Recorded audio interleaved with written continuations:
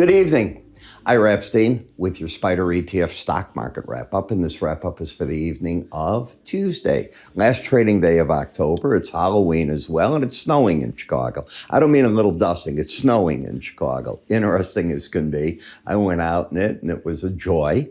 Nearly had a car accident. The first time I hit the brakes, the cars just kept sliding. It hit nothing, so I was happy. But interesting time. All right. Now, it's an interesting time in the markets. We heard today that the U.S. Treasury needs $776 billion for the rest of the quarter. They need the low $800 billion range for the first quarter of 2024. But tomorrow we get to how they get there. So that'll be the first thing. You get that at 7:30. But you have jobs data all week long. You got JOLTS, ADP, Challenger Gray coming up. You have the jobs report Friday. You have another after our Federal Reserve talks at 1 o'clock tomorrow, and then the 1:30 meeting from the press conference with Fed Chair Powell. We get all the information from the Bank of England on Thursday. Is this where the market's going to transition? That's what I'm thinking.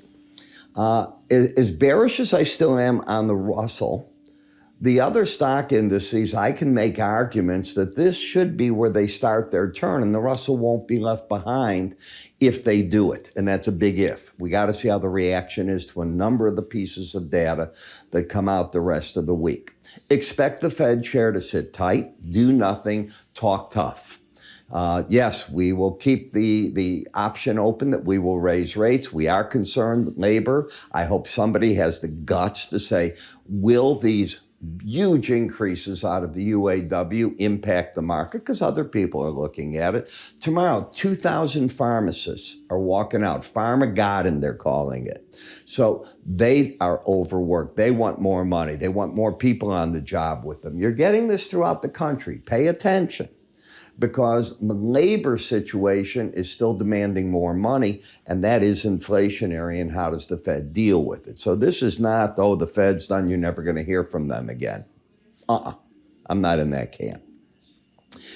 When I look at next-gen energy, you know, I've started bringing this up because I happen to think we've made a low. I think this was your low area in the market on these markets. I think that the uranium talk is going to be something that goes on. I don't know, for those of you that pay attention to lithium, you know, and I know so many of you, I'm buying it. Are you looking at how the prices are crashing? Are you looking how people don't want to buy any more electric cars because they're too expensive compared to ICE cars in America? Want to be very careful with what I'm saying, and it's going to have a big impact. It's a wonderful idea. It's a clean idea. It's ahead of its time. You got to work into these things, not rush into them. Tesla was the first. It captured the market in America, period. Everybody else is a Johnny-come-lately, and they can't make money at doing it. They lose on every car they sell. Why sell them until you can break even? That becomes the issue that the auto companies are going to look at. You watch. But when we go to the clean energy, you know, I realize Japan had a terrible situation. We know that a decade ago. But we've had our share. Everybody does. But you learn and you go forward. You don't have to build monster plants. You can build much smaller ones. I think it's a day of coming. I think people are learning that wind energy, very expensive, brings its own set of problems. New York just sold a lot of property for wind. They can't get anybody to build it. The costs are still too high. So you're either going to bring up all of energy prices, or, again, it's like an electric car, a time ahead of itself. It's not the case with uranium. Dust off your plans, guys, and bring it back. Look at the chart, not in a bear trend, not in an uptrend, but looks to me like an interesting chart. Support, the market's trying to say 571 is it. I seriously doubt you'll just get over the Bollinger Band and stay above it. You know, I would have made that same argument to your right here, and away you go. By the way, I'm getting a haircut tomorrow, so I will look different for you. And I'm not cutting it real short, but it's time. Even my wife says, "Who are you?" I said I'd wait for Halloween. Lower low, higher high, the market getting up to an area here in the 70s, too overbought. Rivian, When you lose the embedded reading, you'll be ready to rally, but everything on this chart is still bearish. You just had another bearish crossover. The 18-day average just got under the 200. So you can see the pressure on the market, and that'll be a resistance point. In the gasoline fund, this looks bearish. So the war in Israel did not spill to where we're getting the calls, boycott the United States, don't sell oil to any of the Western countries. No one that supports Israel can get our oil. Not happening. Oil, gasoline prices are still in the toilet right here, coming back to the toilet, in fact, which is good for inflation. Lower low, higher high, and notice you can't develop the embedded reading. So I don't know that you want to do anything in the financial services. It may have run its course to the downside. I'm not saying it's ready to go up, but I'm saying it's no longer something I would consider on the short side.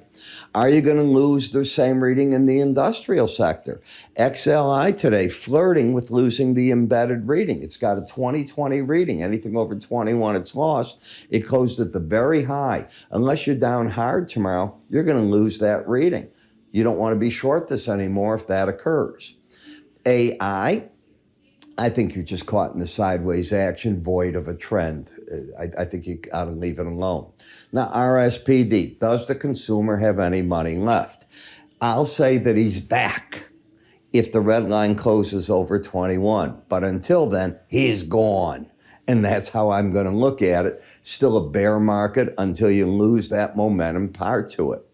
In the home builders, okay. If you lose the embedded reading, getting up here over 21, which I think it could easily be tomorrow, that could open the door to go right back up here.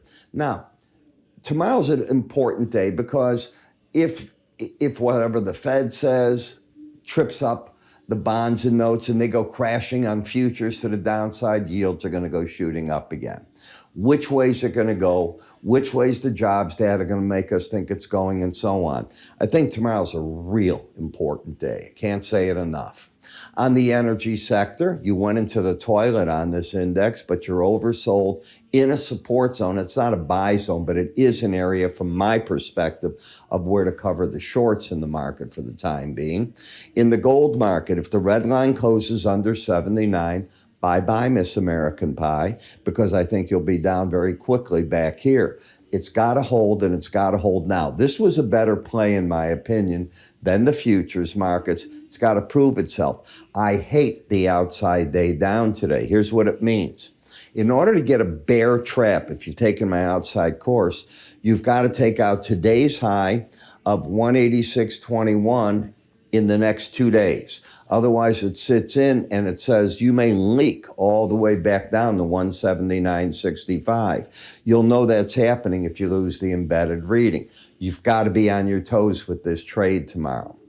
SLV keeps rallying into the resistance of the 200 to 100-day average and keeps getting stymied there. It's over the 18-day average, which means the bias is up, but it can't put anything together to get this market bullish, nor is copper able to hold itself up. It may actually go down and embed again. So none of these metals are acting bullish. Then we get to TLT, BND. The chart's useless. I want to see what's going to happen with the U.S. Treasury numbers and what are they buying and how they're going to do the auctions. Then I want to hear what Fed Chair Powell's doing. Then I'll take another intelligent, if I can call it that, look at the market to see what to do. In the dollar, you have gone back to the resistance area. You keep failing there, so remember that. And in the euro, you keep coming back after rallies to the upper Bollinger Band, to the 18-day average, and just sort of hanging here. But trying to trade currencies and treasury instruments going into this report tomorrow, and the rest of the week for that matter, why?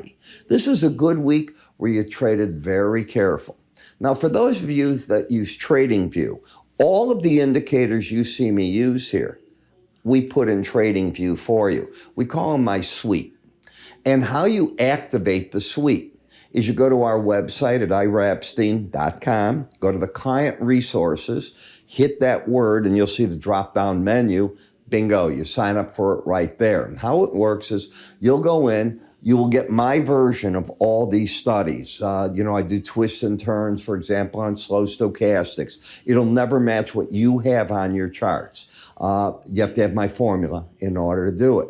And that works there. Outside bars, you just heard me talk about it. They'll show up right on the chart highlighted. You can turn these features on and off, by the way. But if you like what we're doing here, they'll tie together. And if you've taken my courses, you're going to go, oh man, this is what I want. So it takes up 2 slots, which means you got plenty of your slots left. You know the jargon. If you use TradingView, it'll work on all the different products in there. It's iraepstein.com. Go to the client resources or move your cursor up here, and it'll take you right there. Sign up for your TradingView. When you do that, we get an email, we write you back, we've turned it on, you go into your TradingView, that's how it works. It isn't automatic. You need us to tell you we've turned it on. We do that. It's how TradingView works. We wish we could do it automatic. They want a certain thing that we have to do in the background. I'm Ira. You have yourself a great day. I will talk to you tomorrow.